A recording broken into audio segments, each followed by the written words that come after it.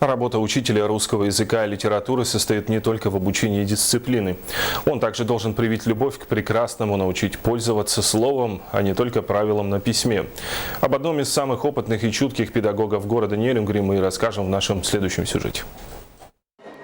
45 лет на сегодняшний день из своей жизни отдано Людмилой Петровной Светличной такому благородному труду, как преподавание русского языка и литературы. О том, что она станет однажды педагогом и учителем именно этих дисциплин, ей стало понятно еще в раннем детстве. Читать Людмила Петровна умела сама уже, еще даже не поступив в начальную школу. Оступив за порог своего первого класса, умудрялась заменять учителя. Читала всему классу различные книжки и пыталась вести самостоятельно уроки. Всегда любила читать.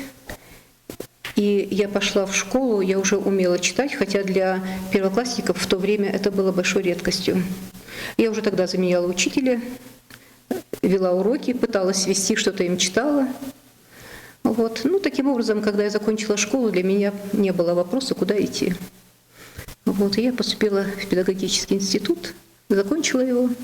И вот работаю в школе. Среди множества подопечных Людмилы Петровны, которые все как один едины в мнении, что лучшего учителя на свете нет, сложилось твердое убеждение, что тот подход, который она выработала почти за полвека преподавания, не что иное, как верх преподавательского искусства. Та чуткость, доброта и отзывчивость, которые, по словам учеников, присущи Людмиле Петровне, на сегодняшний день свойственны, к сожалению, далеко не каждому учителю. Это очень отзывчивый и добрый человек.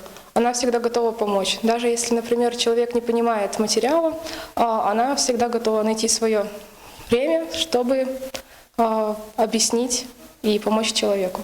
Именно благодаря ей я так хорошо знаю русский язык. Возможно, да, есть недочеты, но это бывает у каждого.